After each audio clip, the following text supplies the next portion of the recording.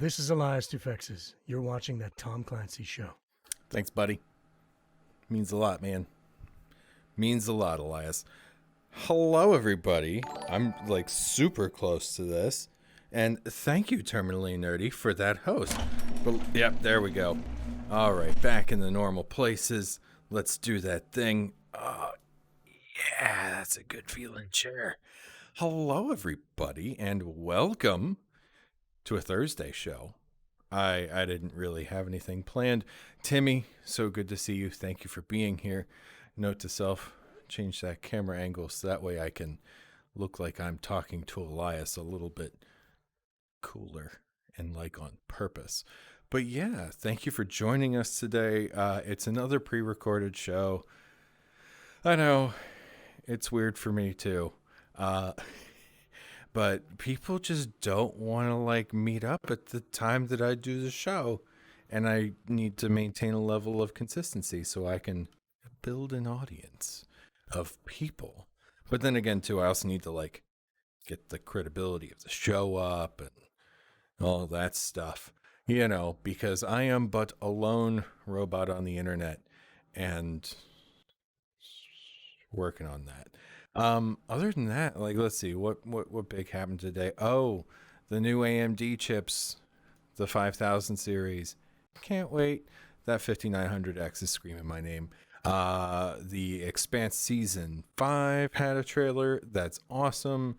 The teaser for Invincible finally dropped. The comic book adaptation I've been waiting for.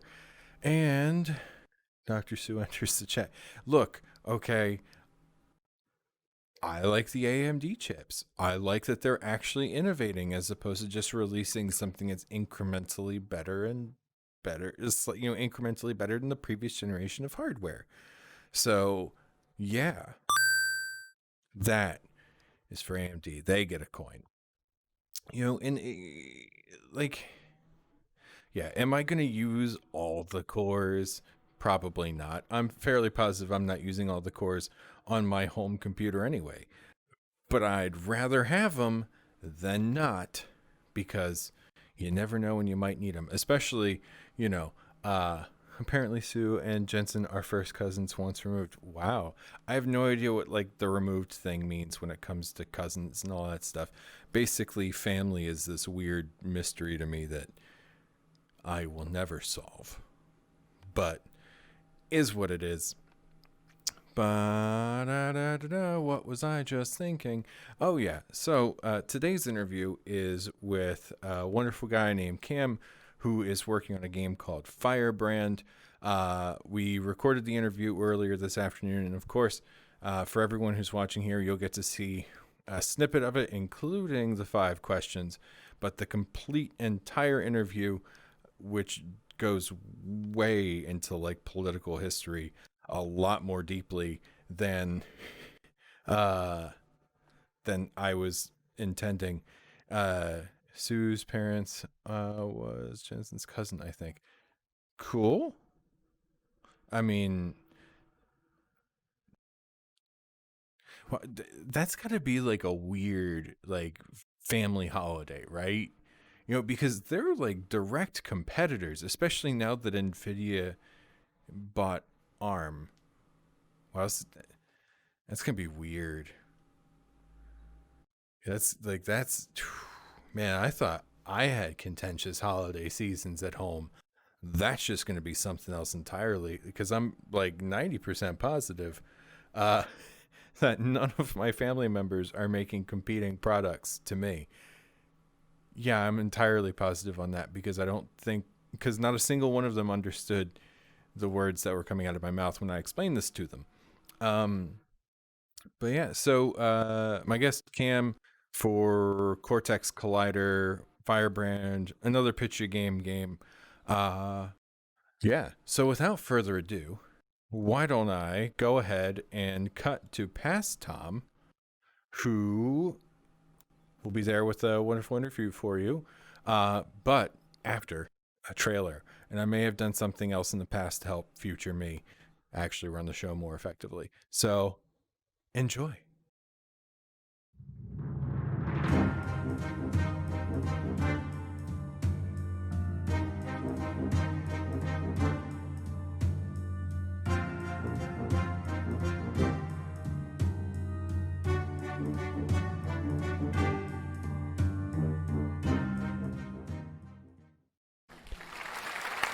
Cam, welcome to the show. Thanks for having me. Great to be here. Oh, man, it is our pleasure to have you here. Of course, I say our as if there's a we. There isn't really a we. Like, I keep a mannequin off screen that I can yell at when stuff goes wrong, knowing full well it's actually my fault. So, for your own mental health, it's good to externalize things. So, yeah. I don't really see a problem with it. Yeah, his name is Gav. He is loosely based on a friend of mine that I collaborated with in projects in the past, but then he went and got a real job, so we don't get to work together anymore. Come on, Gav. I know, right? Come on, Gav. Jeez, Gav.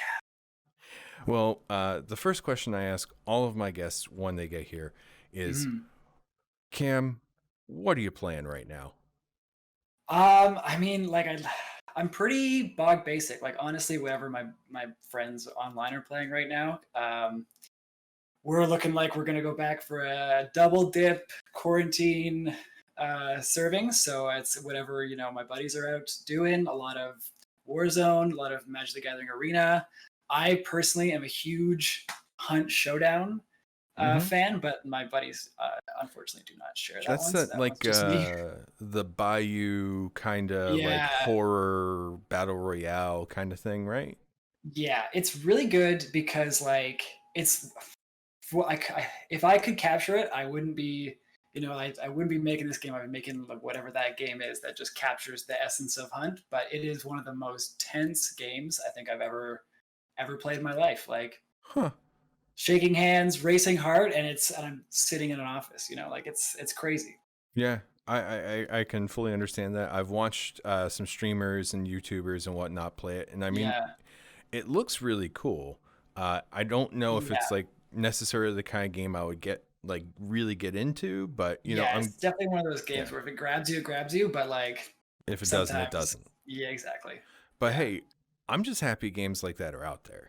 I mean, because growing up, I mean, the sheer variety of games was really small. It was it was Castlevania or it was Mario Brothers. It was like one of those two. Oh, and maybe Ninja Turtles. But now it's like we have so many different kinds of games. I mean, visual novels, dating simulators, battle royales, open world RPGs, open world shooters. It's just if you thought of it, somebody's made it. Yeah, and I mean, like I wouldn't be able to do this if we weren't in this kind of conditions where all these kind of weird and wacky games are being made. So touch wood, it keeps going. Yeah, I can fully understand that. The wonderfulness that is 2020 has affected everyone, and one of the bonuses of all of this is that I started the show in a teeny garage right over there, and now we got this big fancy TV set, and hey, who knows what it's going to look like in another few months of 2020. Well, we could sit here and talk about the wonderfulness of all the various games available to us in 2020, or we could get started on why I invited you on the show, and that is because of a game you're working on called Firebrand. Yes. We are... Oh, sorry, no, go ahead. Oh, no, go ahead. You go ahead. Well, we are a little earlier than I think the games you normally have on this sort of show, so first of all, thank you for that one. And second of all, like, it's not going to be, I know like you like to get into if you've got like demos or stuff, like you're a very mechanics kind of driven guy. I was hoping that maybe we take a step back. I'll give you the high level pitch. We can talk about design. It's a little topical. I don't know how much we want to get into that, but kind of take it from there. I have a question specifically about the historical context of this game. Yeah, absolutely. So you're right. I do get a little mechanical, but at the same time, I'm also a story guy. Oops, sorry. Okay. Having some issues with my chair there. Okay, now we're all good. But yeah, so I mean, I do get big into the historical context and the story context as well. And as will become a bit more apparent when we get to the history question, you will fully understand why your game caught my attention. I think I know where this is going, but I'll give you the high level pitch for those people who maybe saw the limited assets we have and are like, this looks weird, what's going on? Essentially, it is a political strategy roguelike with cults. Um, Back to your historical context, like the working title for the game was Weimar. For a lot of reasons, we decided to strip a lot of the historical stuff out while keeping in the actual tactics. Basically, we were like looking at what kind of games are out there for politics and for strategy, and like we'll never be democracy, we'll never be like the democracy series. And what we really felt was missing, especially in like political discourse in general, is like an examination of how the wheels fall off. Like, show me the Grand Theft Auto of any kind of political game, and that's kind of what Firebrand aims to be. Well, since we've already kind of touched on it, we'll just like go straight ahead to it. The main thing, before I lived in this digital wonderland, I lived in Chicago for just about 7 years, and when I saw your game, I was initially it was, oh my God, this is early 20th century Chicago. Because it looked exactly like it, with the whole idea of sending your political operatives out to help influence votes and all this stuff. And I'm like, oh, this is 1910s Chicago playbook right here in a game. Or 1920s Munich, or arguably right now Portland. Like, who knows? Anytime. Yeah. And so, exactly. Like, we wanted to talk about the kind of things where, and so this is where the occult aspects come in. And this is something that we've kind of like, just to really tackle it. It's not a nasty time period, but it's a time period that like immediately afterwards gets nasty almost directly due to this time period. And so that's a hard complex story for like one straight white guy to tell. And to kind of like focus on, there's a really good I don't know if you've seen this. It's called Bad News, and it's like a little game, a little browser game about teaching people how like fake news farms works, and how like why the incentives would be for someone to like lie on the internet and stuff like that. And so that was kind of one of our big influences, is what we want to take this that has like decontextualized it enough that it's like you don't come in with like your guard up to be like, oh man, like this is going to tell me that my favorite news site is bad, and maybe make it more of like a here's a situation that people found themselves in the time, and you are playing an underdog political movement, maybe frustrated with the system. How's it go? Right? Like, what are you going to do with this? And then the roguelike element comes in, where win or lose, you have to, like, the time jumps ahead a couple years, and you have to then try and overthrow the, either AI or your movement that won power in the previous election. That's an interesting take on it, because it's, the logical course would be to then continue to try and manipulate things to keep yourself in power, like Tropico. Exactly. But yeah, that's constantly giving the player the counter-revolutionary standpoint is, I like the cut of your jib, man. Thanks. I mean, plus like we're looking for a way to like really mechanically force the player to deal with like the consequences of their actions, right? Because who doesn't have to deal with living conditions in Tropico? El Presidente. No, not at all. So once you're there, like you've won, and then you can kind of like it perpetuates this kind of idea that like you've won, you're right, like, and everything else is academic. Plus, also that's democracy, and I don't think I can beat this long-running series all on my own. So we've like opted to really focus on like the kind of shenanigans and machinations that come with like transitions and crises and all the things that kind of like chip away at the established kind of systems of democracy. Yeah. Well, kind of circling back to what we were talking about at the start of our conversation, with the continued diversification of genres and stuff, you don't have to beat democracy. You just have to carve out your own niche. Exactly. And so Like, that's kind of yeah, why we're hoping to go for the just the revolution experience. And yeah, then we'll leave the governing to someone else, which is also not a great strategy. yeah, not at all. But no, it's the screenshots that you sent with or that you shared with me before the Mhm. show, which I will now work in the edit here. You Yeah, know, you, absolutely. you build this world that you know, it speaks to kind of the cultural heritage of just about everybody.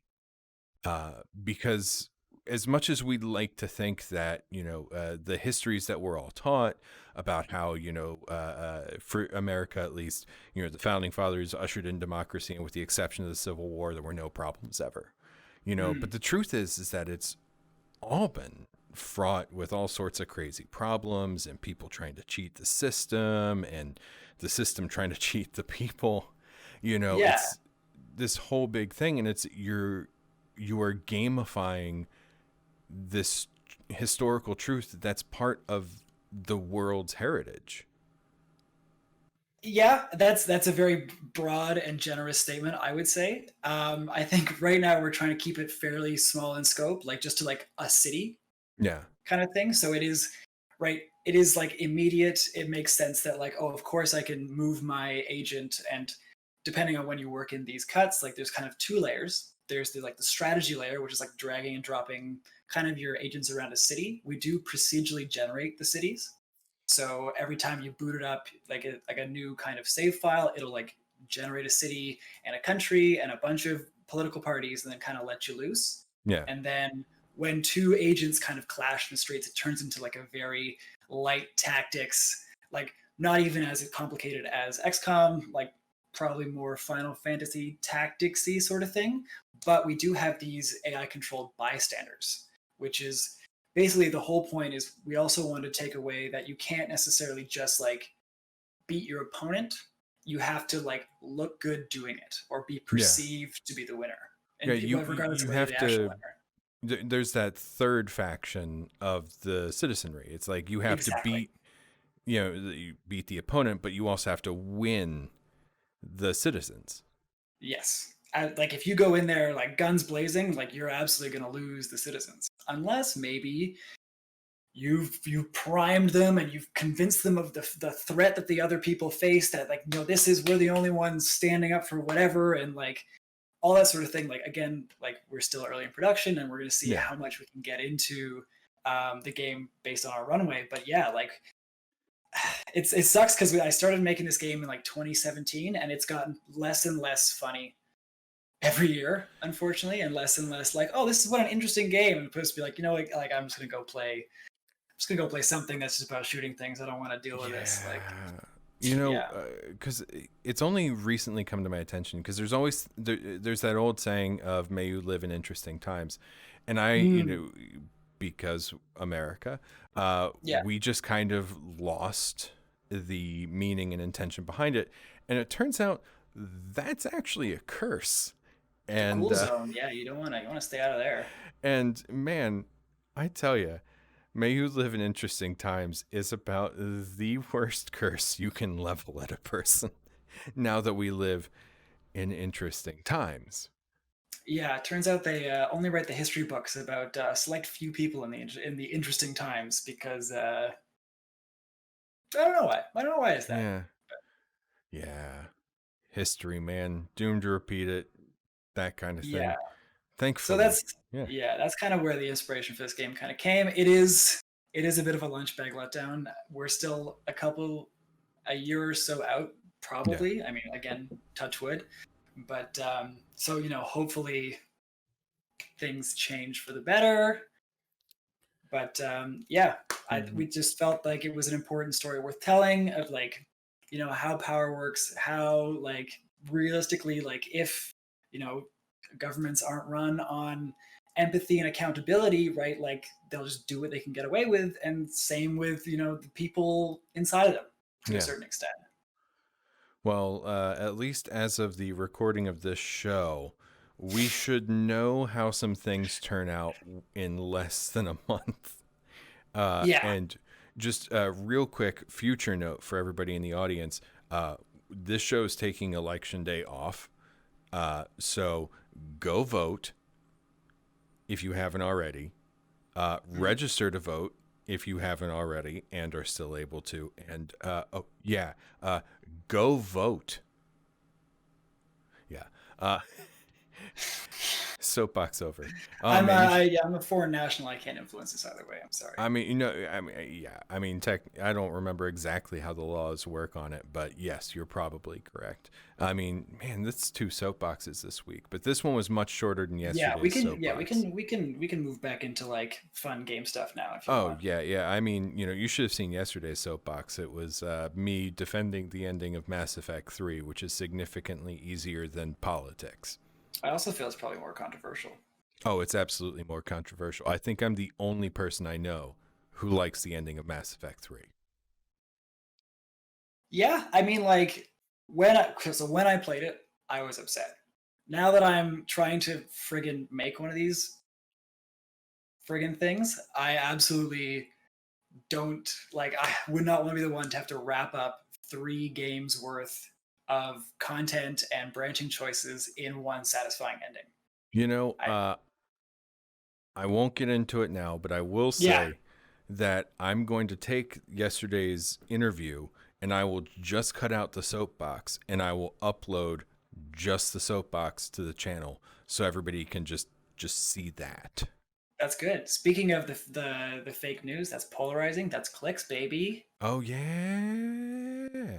I need those impressions. Nah. Oh man, that was my previous job before this whole indie game thing was digital advertising. So yeah, God. if you ever, I'll show myself out. No, you're fine. I guess we kind of covered this a little bit in the previous topic with talking about the history. But one of the big questions I have, and it's I try to ask it of everybody, but it doesn't always necessarily fit, and that's why this game? Great question. Yeah, because I mean, you could literally make right now anything you want. Yeah, but you're making Firebrand. Yeah, I mean, like realistically, as like a first time indie dev, like the numbers are pretty bleak. I think like I don't know how much you and your audience are familiar with like Mike Rose or like the Clark Tank or any of these kind of like indie video game business.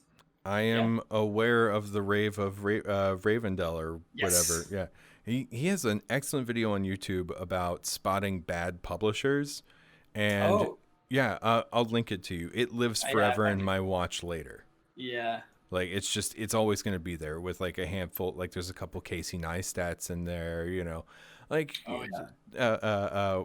Chris Hadfield's version of Space Oddity.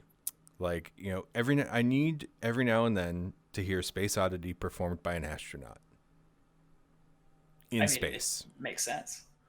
I feel like it's up there for sure. Yeah. But like based on all these guys, it's pretty bleak. Speaking of space, that's the segue. Space and indie dev, bleak, cold, and a vacuum. Unfeeling. No one can hear you scream. It's close. But basically it originally, like personally, like I'm from basically a Canadian equivalent of like a Rust Belt town sort of thing, and like it kind of always resonated with me because like growing up they were never hiring anybody at like the big plants that employed everybody. It was generally just like layoffs and negotiations and stuff like that. And right, like it's something that like I would be willing to take a risk on because it is, and it's like I'm kind of putting all that work experience and some of my friends are out here like getting married and buying houses, and I'm starting a company on a lick and a prayer, basically. Yeah. So it's something I cared about enough to take a risk on. And then also it's like it's a strategy game. There's like a known niche. It's like a healthy market on Steam. That's like only one platform that I have to do.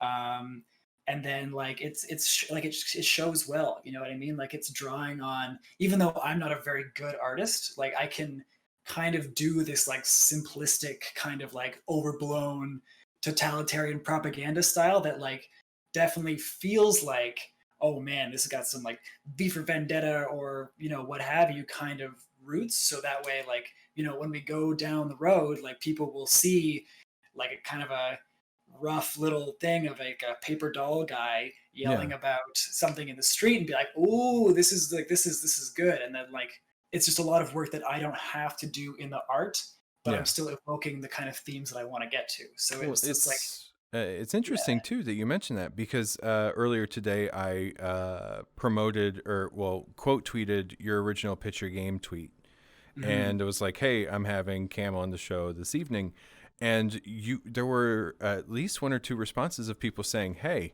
I dig that art style," and that's pretty great. Thanks.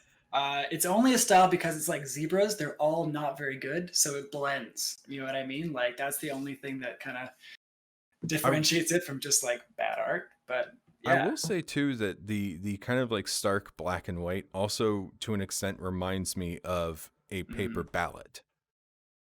Yes. Well, because we're going for the 20s, right? So Yeah. everything's got to be paper. I mean, So look, some people still fill out paper ballots, like this guy who sent his nice, ballot nice. in. Who's going to vote? Who's Yeah, already voted? no, I already voted. Yeah. Vote early, man. Like, we're in the middle of a pandemic. I ain't messing around with that. No. Yeah, we'll see. Interesting times. We gotta get out of this. It's like a friggin' black hole. We're just Yeah, circling. and it's something I kind of, it does come up, but I also have to remember, and I like to remind Mhm. people too, that like, yes, 2020 has sucked. It has been a dumpster fire that dumpster fires look down on, but at the same time, we've gotten some cool shit out of it. You know, I I mean, mean, yeah. terrible things have happened. We've lost wonderful people, and it just Mhm. just sucks. But like we still have, like, I mean, self promotion here, but I mean, like, Pitch Your Game showed up, and that's been, at least for like me personally, it's been super awesome to get a chance to meet a whole bunch of really cool Mhm. indie devs. I've had the opportunity to actually sit down and work on the show for like the first time Yeah. ever. I no longer work at Starbucks, so that's another Hey. that's a net bonus. And I mean, it's just, the silver lining is still there. Mhm. We just have to search a lot harder for it, but it's still there. Yeah. Yeah, and I mean, like, I'm also very lucky, like, that I also quit my job and started doing this now because it's probably gonna happen anyway, and I was already prepping, already had the runway in place. But Nice. yeah, I mean, like, it's good. It's good for me. It's probably not great on the whole for everybody, but like, if it gets us good stuff out of the end, like, that's great. But at the same time, like, yeah, I don't Well, know. I mean, when you look at it, last year I was talking with a Mhm. friend of mine who's an author, and uh, I asked the question of, in 20, 30 years, when the people who like really kind of grew up in this are adults and all this, and they're Yeah. they're they're writing, they're making movies and all this stuff, like, what is the art that is inspired by this era going to look like? Because you look at, you can like see, through the decades, how the influences of different generations in their childhood is evident in what they create. And so it's just Mhm. like, sitting there, we're like, damn, what's this going to look like? Like, this is going to be crazy. And to an extent, with Firebrand, we're kind of getting that little sneak peek, because you're building this game out of this, let's just call it ludicrous, political landscape that we Yeah. would like to think, we've evolved beyond, but we haven't. Yeah. Yeah. I mean, and like, again, I'm very flattered, but I don't know. Let's not call it like great art yet. But yeah, like to your earlier It's point, isn't that like art. a quote? Like if you wanna understand somebody, you gotta know what the world was like when they were 20. Like, Yeah. so yeah, I mean, like, I feel like it tracks, and like I feel like it is like true that, like, sure, like a lot of interesting stuff does come out of quote unquote interesting times, but I feel like, and especially like reading about this kind of stuff, people do also kind of lionize like interesting times, Yeah. and that is kind of one of the ways that they do it. So like, I absolutely think that like we should totally be hopeful, but again, like, kind of keep an eye out for, like, again, the systems that kind of brought us here during the good times when we weren't necessarily paying attention, right? Yeah. Damn, this is, like every now and then I have a show where I'm like coming into it, I was like, yeah, we're going to talk about a game. It's going to be really fun. But then it turns into like this really deep conversation, whether, about like all sorts of things, and I should have known this would be like one of those shows, but at the same time, it's like, I wasn't expecting the show about a game about politics to be the deep episode, but here we are. I know. And like, we are absolutely like, with the design of this game, like making it not just like, here's a lot, like there's another really good kind of game that directly addresses a couple. There's Warsaw, which is about the Polish resistance, and then there's Through the Darkest of Times. Both very similar art styles to this one, to ours, even probably better on both counts. Through the Darkest of Times, you play as a member of a resistance group as Hitler comes to power. And it's a great game, but it's depressing, and especially like nowadays, right? Like essentially you invest in your agents and then they get intimidated or disappeared, and like every couple of months something changes and like the regime gets stronger. And it's very like enlightening, but it's like, especially if you're already coming out of like the 2020 mindset, it's not, you have to, it's like one of those like HBO dramas where you're like, I've been meaning to watch that, but I just want to watch Parks and Rec again. Like that's all I've got brain power for. And so that's why we really wanted to do and try and take as much of the ugliness and make that the occult stuff, so that the actual like political tactics are still there, but instead of like, because as soon as you kind of start talking about like, oh, this is this ism, or this is this kind of thing that like really exists, like certain audiences will absolutely just kind of like shut down on that. Yeah. Right. So if we kind of offload that into, and like, it's still like the core message of the game is that like, any ideology for ideology's sake is a cult, right? Like politics has to be empathetic and responsible. And I don't think, I mean, again, depends how well we pull this off, that we lose any of that by, having, right, like the fact that like these guys are like fascist, but also like worshiping some tentacle monster, right? Like if like it's a very tough line to walk, and we are absolutely in the process of looking for like a lot of like consultants around like just sensitivity on this topic, but ideally getting people, like hooking people in, like Darkest Dungeon hooks you in with the Cthulhu, but then teaches you about mental health. Yeah.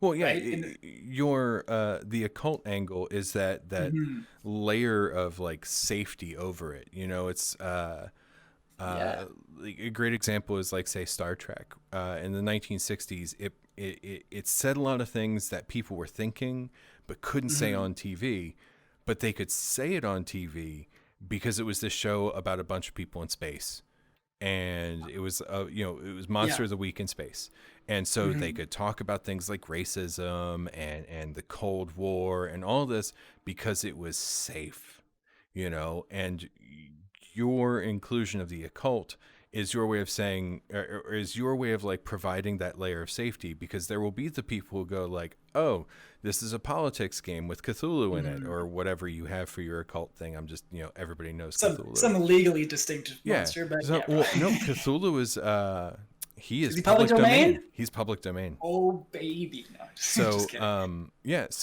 like all of Lovecraft's work is public domain. So you have this occult layer, whether it's like Nazis with the Thule Society or whatever it is, which gives it that point where there are those people who aren't comfortable playing a game that's about politics who will just be able to say, no, this is just like a turn-based like scary game, you Yeah. know, and then there are the Uh-huh. people who are going to be like, yes, but, and then those, you know, so yeah. Yeah, that's the dream. But yeah, like again, and like hopefully, like we do reflect. Like again, I hate talking about stuff that's not in because then it's gonna get held against me. But one of Yeah. our design monsters is just like an infinite machine, right? Because kind of something that we, especially in the West and North America, right? Like up until very recently, we're like, yeah, hey, technology is just like a good thing. Why would you not want it? Yeah. And just kind of like talking about like, you know, what are your isms? You know what I mean? What are the things that you're just like, yeah, of course. Like, why wouldn't I? And then Yeah. like thinking about that. Well, just real quick off of that one, are you aware of the series of books and also the Amazon Prime series, The Expanse? I am, yes, All right, so you are aware of the Protomolecule, correct? yes, Uh, absolutely. well, I don't remember how much they go into it in season 1 of the show, but in book 1, when they're turning Eros into a big protomolecule petri dish, Yes. the public security firm that is in charge of keeping everybody in there is called Carne por la Máquina, or Meat for the Machine. Oh, I didn't catch that one. Yeah. So when you Ooh. said the machine, I was just like, oh, I gotta mention that. Well, hey, when you play the game, you can name your movement that, and that can be your main policy. We will sacrifice people to the machine. Uh, Yeah, hey, progress is good. yeah, we will Progress is worth literally everything. sacrifice people Yeah. to the machine. So Um, well, yeah, damn, dude. Like, I feel like we've accidentally covered like pretty much all of my questions just through natural conversation. I felt like there's a lot of stuff that this game and like especially the stuff that we put out in the promotional material really begs regarding history and isms and like ultimately like I I I I hope we can do it well. I hope we can do it justice for like the stuff that it tackles. Um, Likely not. Likely it's way too big of a topic for any one game or team or anything. But like, you know, at the end of the day, if it's something that gets people thinking, gets people like realizing the kind of like damage from erosion of norms that may or may not be happening, um, like the kind of long-term damage and like how people react in crises, because like Yeah. you know the biggest thing, I'll hold up the book again, the biggest thing from all of these guys is propaganda. That's the only lasting legacy that I think any of them, like Hitler never built the Autobahn, Mussolini did not make the trains run on time, Triumph of the Will was not groundbreaking, but the propaganda surrounding all these things to make us believe them still exists. And so like that's the kind of thing when we think about like, oh, we need a strong response, or we need to like do this like super like crazy thing, like that doesn't count it in of itself unless it's empathetic, right? Yeah. Like I would like, you could say, oh, the planet's dying, we need to like stop people being born, or we need to like have a cull. Like that's crazy. That Mm-hmm. is a real response to an issue that has zero empathy, Yeah. right? And so like that's kind of like bringing that back to it, is being like, you gotta like, as crazy as like the other side might seem, right? It's all based on like the same fears and hopes and whatever. So Yeah. Yeah. Oh man, I'm stopping myself from with like scientifically refuting the idea of a cull. But know that there yeah, is you'd be no great for the science. machine cult. Yeah, well, no, there's no scientific backing to the idea of doing a cull. We haven't reached the Earth's carrying capacity for humanity, and we exist in a society Yeah, which has stupid levels of technology. And if we actually applied any of our critical thinking to figuring out an ethical way of feeding everybody with from vegetarian resources, dude, we'd kill it. Like we'd flat out nail that. I don't doubt it, but that Yeah, requires some kind of empathy. accountability and empathy that, you know, won't be applied by the government unless you like demand it, or whoever, you know, the ruling but our corporate overlords. And 10 years, right? So Yeah. Dude, that's corporations don't want to take everything over. No, they I think they already just want it, have. but they don't want But to run it. They just want to have it. yeah, yeah, Running it's expensive. yeah. If they can just get it, lever it up, and then sell it again, that's where the money is. We'll sell you back your country at wholesale. Yeah. But well, Cam, before I let you go, there's a little bit that I like to do in the show that I call the 5 questions. Now, if you're unaware, and for any first timers out there in the audience, the 5 questions are a series of, 5 questions that I prepared before the show that have nothing to do with anything we've talked about so far. Oh, man. I feel like you should have busted these out earlier. I feel like we. Oh, no. It's always because these are like the palate cleanser, especially on a heavy show like today. Yeah. All right, this is the sorbet. Yeah, and trust me, man. Like I these are all fun ones. Okay. All right. Question number 1. What is your favorite D&D class? I mean, like, I will say, as it's a tough one. It's a tough one. I am a big, I'm just a big human fighter kind of guy. I'm not a huge mechanics dude when it comes to like, especially when you're playing like a tabletop. I mean, again, in these challenging times, it's tough to get 4 people in a room. Roll 20. But there's Roll 20. But, Roll 20 if you want to sponsor the show. What up? No. Yeah, Roll 20. I'm actually running a Roll 20 Blades in the Dark by John Harper, which I would say it's powered by the apocalypse. It's similar to like Dungeon World. And it's like D&D, especially if you're playing with like a group that is a little more like theatrical or just kind of trying to hang out. Like the fights are so long. Yeah. Right? Like you run to 4 goblins, that's like half an hour. Right? I mean, it sounds like D&D. It sounds like D&D. Yeah. And if that's what you're there for, I'm not going to yuck your yum. But I've been really liking these like Dungeon World classes and these Blades in the Dark classes where it's like the barbarian wants to go in there and like clear a room. That's 1 dice roll. It's a cool moment. And then we're like on to the next one. And it's reminding me of, I forget the name of the company that made them, but like 7th Sea and Legends of the 5 Rings a little bit. Because because the way the rules kind of built around that is that like your cannon fodder enemies basically don't require like any crazy things. It's like if you hit them, they go down. But if there's like a hero, that's when things get crazy. Yeah. And like also if the hero has been built, like even if it's like you're watching a show, right? If there's a really tough guy, but you haven't he hasn't earned the right to like kill a character, you'll be like, oh, who's this guy? And they're like, oh, he was real tough, just trust us. But like as a player, you'd be like, what the heck? Like I wanted to know about this superhero dude before I walked in, because then it would feel earned if they actually got me. You know what I mean? Like So yeah, my favorite D&D character or class is the narrative focused one. If that's cheating. But I stand by my previous statement of I like the cut of your jib. Thank you. All right. So, question number 2. What is your favorite kaiju?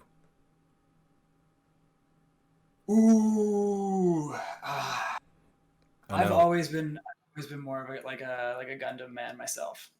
Okay. I mean I know it strictly doesn't count, but if we're talking like big, it's got to be like biological. It can't be a big robot. Well, I mean, like, look, if we're gonna go with like stuff like Godzilla, which I feel is a fair universe upon which to base any kaiju-based questions, there are at least 2.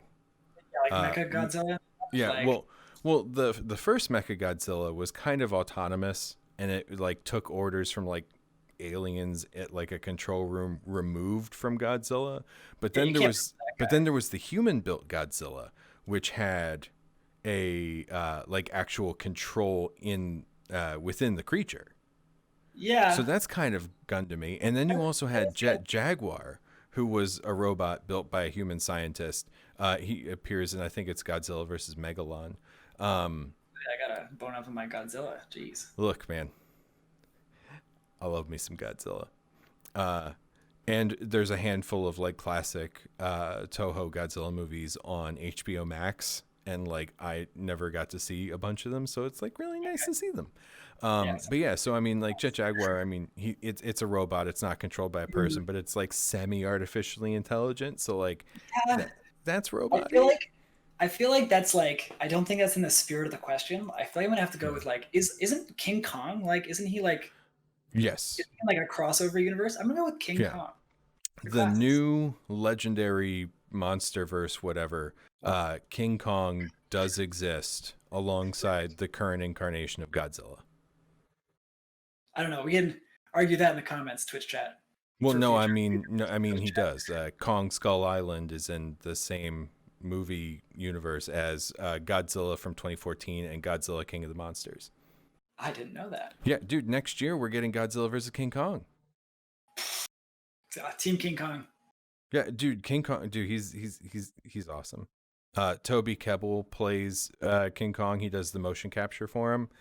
Okay. Rocks it, dude. If you haven't seen Kong Skull Island, you absolutely I have seen Kong Skull Yeah, Island. Yeah. dude, that movie was excellent. It was. I didn't realize. I thought it was like, yeah. Well, I there's couldn't name anyone in motion capture except the Gollum guy. yeah, Andy Serkis. Yeah, he's well. I mean, he's Andy Serkis, and he played He King is. Kong in Peter Jackson's King Kong.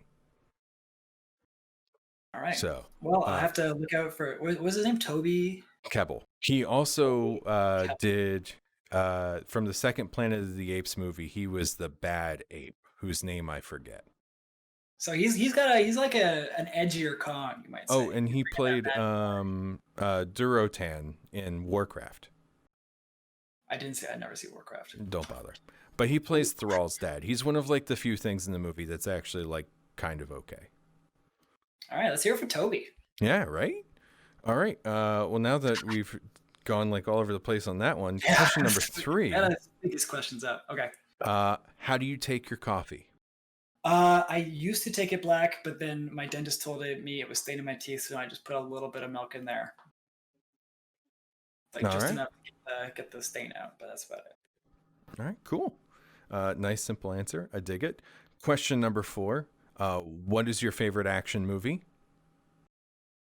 Favorite action movie? I am a huge like Guy Ritchie and Shane Black. Do they count? Does that kind of count as like a Well, like I would say I don't know that like say Snatch and Lock, Stock, and Two Smoking Barrels would count as action movies because they're kind of like heisty. They're crime movies. They are kind of crimey. True. But I would say, say because you can give Shane Black some credit because he wrote the original Lethal Weapon.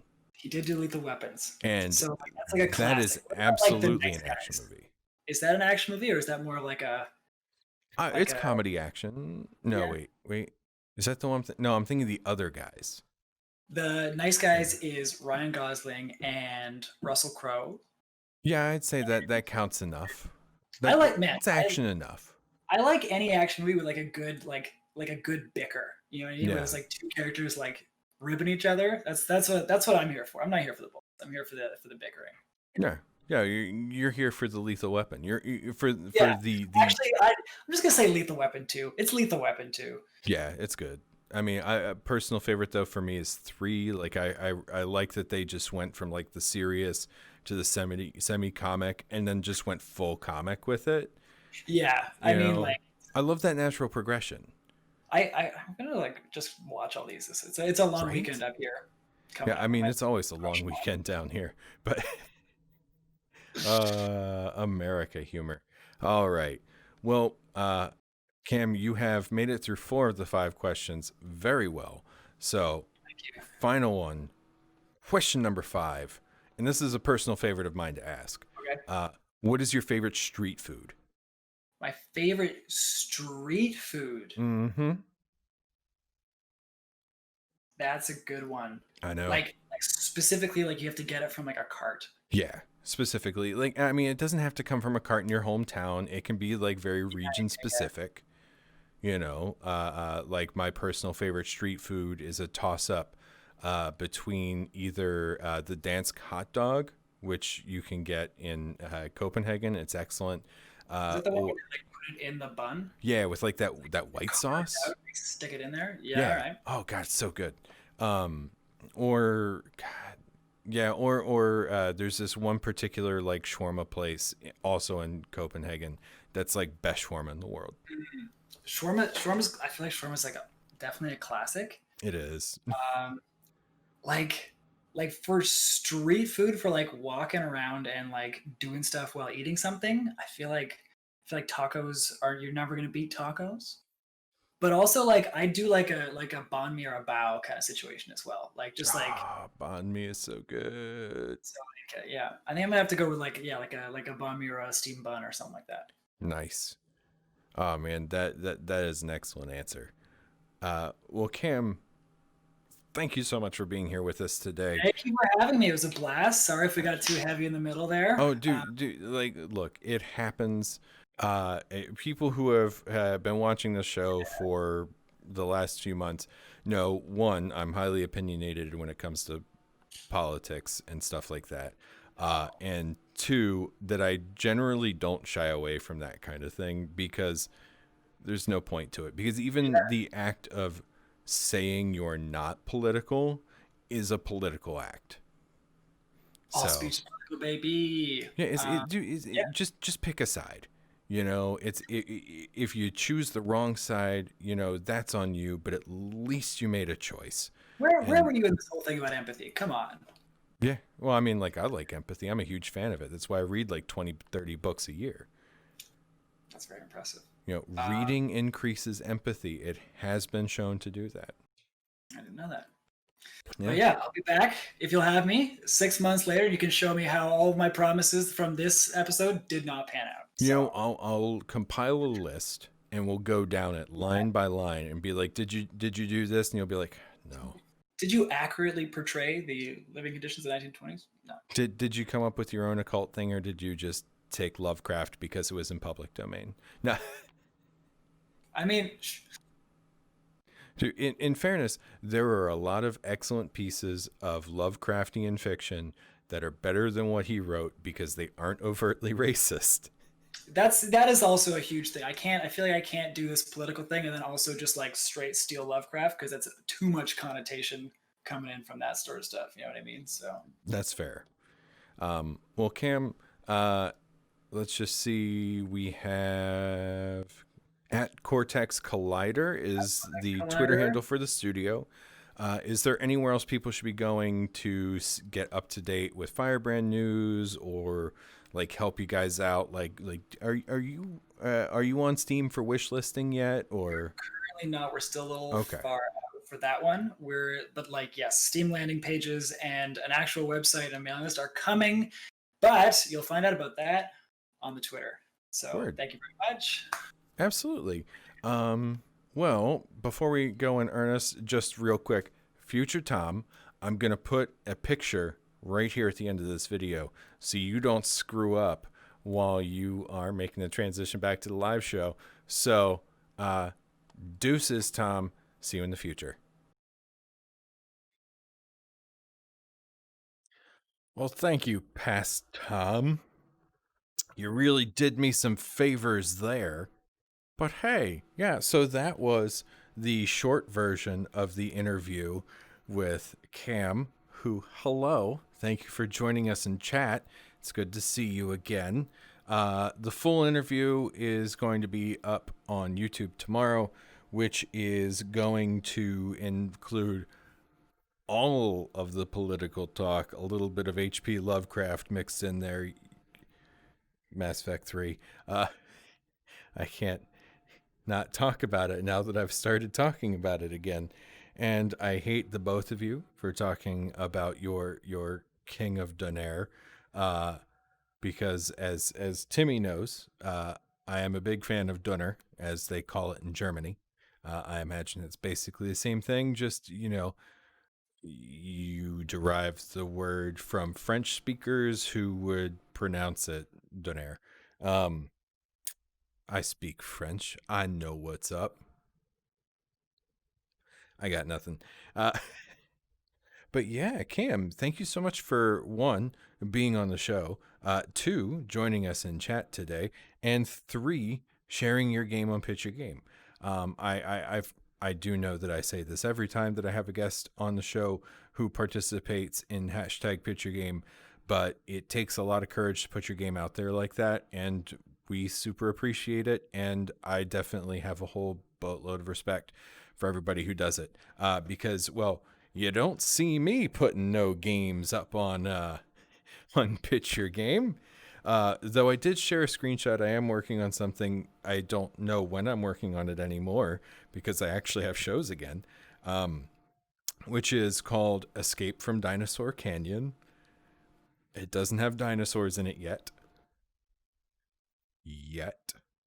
Well, I mean, technically it does, but it doesn't do anything yet. So no, there aren't really dinosaurs in the game yet. But other than that, darn, I should have prepared like some news talk or something today, but I don't know, like all the good news really kind of happened yesterday, with the exception of the AMD stuff today. But I already talked about that. And dang. Well, show off the set. It's real neat. That's actually kind of hard to do as it stands right now, but hold on for just a moment. We're going to try something.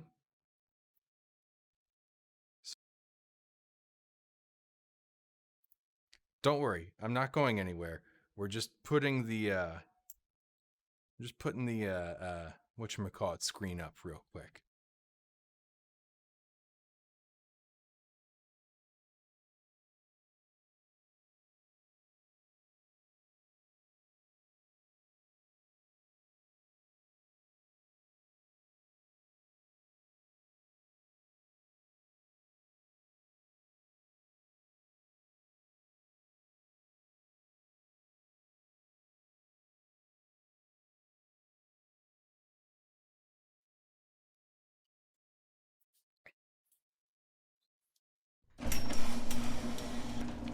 Yeah, I can't really do it easily.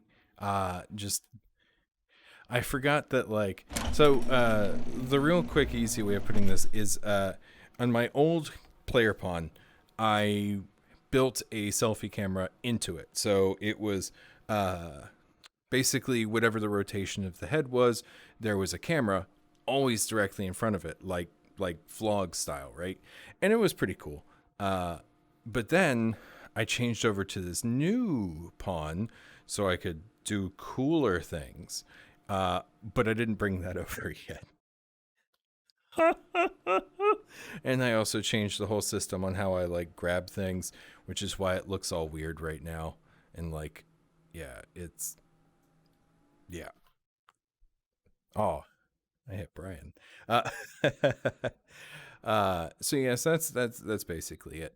But terminally nerdy, I am doing well today. Thank you for enjoying the interview. Wait until you can see all of it tomorrow, because Cam and I go like super deep into historical politics, history to an extent. It was really, really hard to cut that interview down, to the point where it was like I didn't want to do it, but I had to. We're going to continue playing with format and stuff for the show, so maybe some changes for tomorrow. Tomorrow is going to be at 8 p.m. Eastern Daylight Time, like always.